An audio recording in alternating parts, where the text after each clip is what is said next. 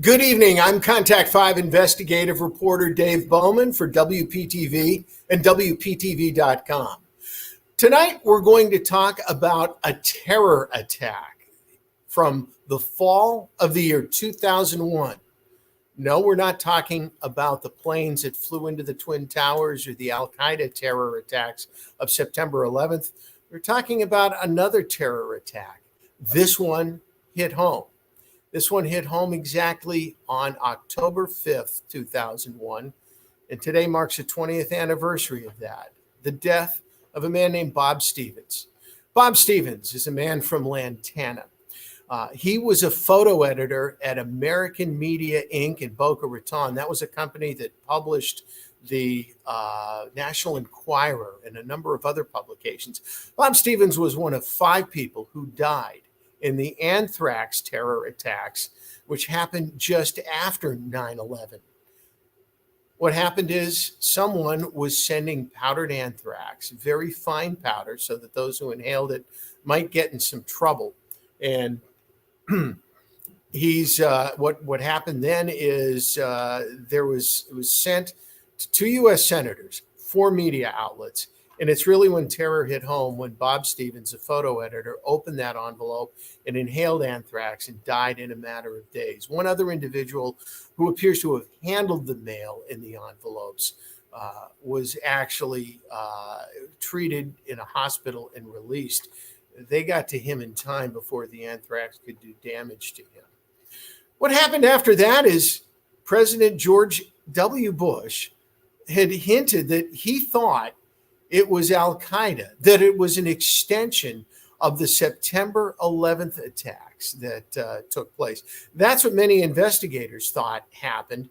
And in some of the envelopes that we saw, in the letters in the anthrax attacks that were inscribed, were actually had some mail that said "Death to Israel, Allah is great."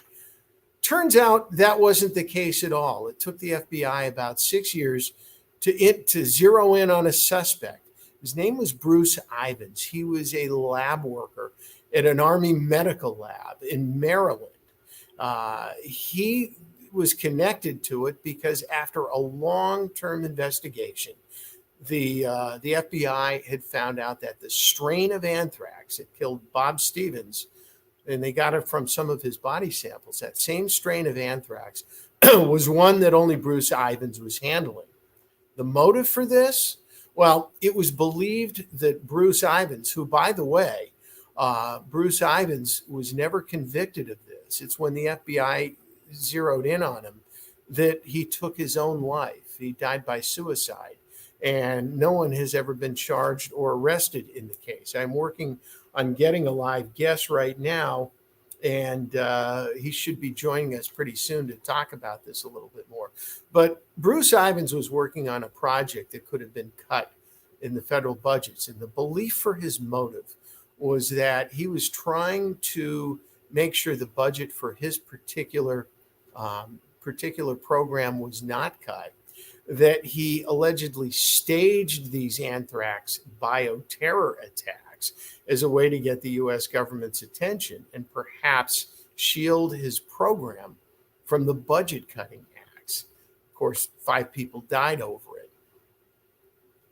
There's an individual right now trying to log in who is a lawyer for the Stevens family. What happened in the days after the anthrax attack, really in the years after the anthrax attack?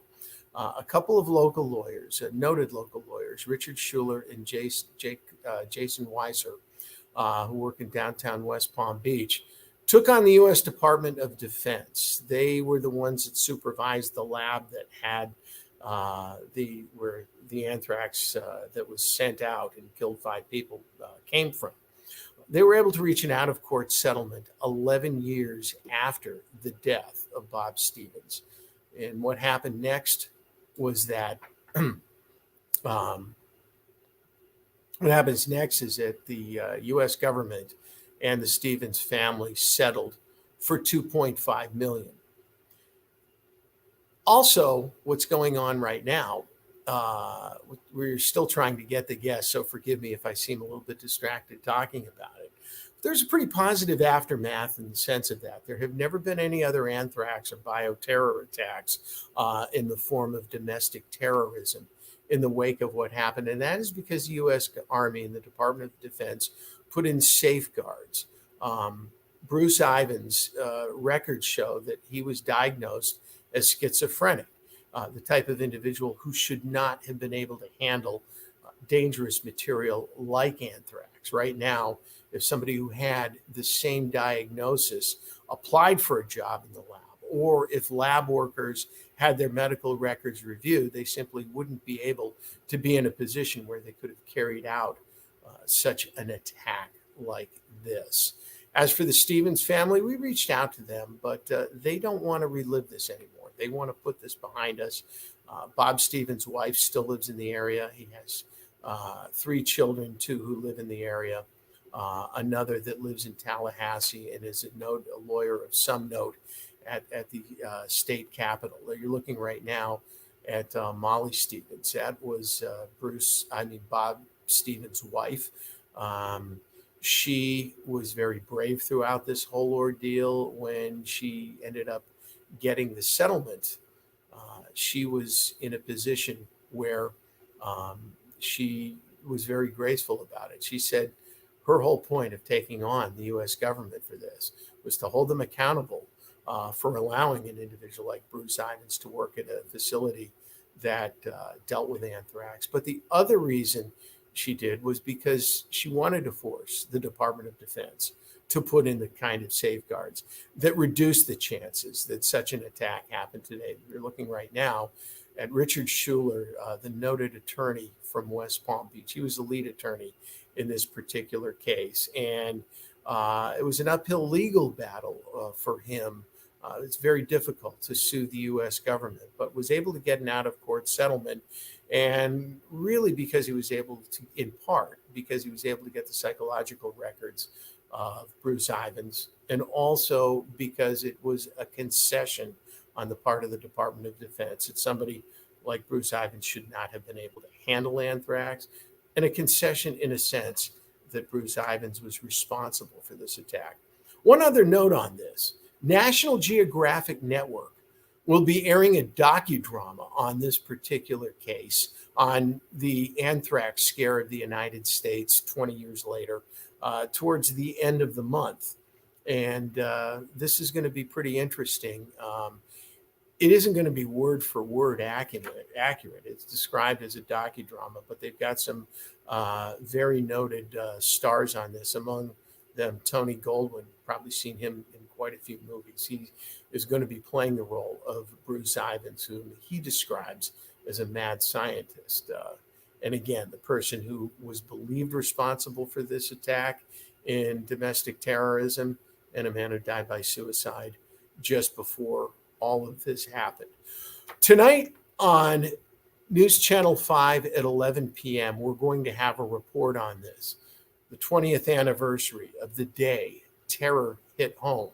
We're going to delve into some of these, what happened, what was the motive, why it took so long, and we'll take you back to that particular day in Boca Raton, when staffers learned of the death of Bob Stevens, one of their valued colleagues, and also the day that they were forced out of their office and that traces of anthrax were found in parts throughout the building. It certainly disrupted business. That's all we have for now. We apologize for not having the live guests. We do appreciate you sticking with us, and we hope you watch our Contact 5 investigation tonight at 11 on News Channel 5. I'm Dave Bohman, Contact 5 reporter, reporting from the studios in West Palm Beach for WPTV and WPTV, WPTV.com. Have a great night.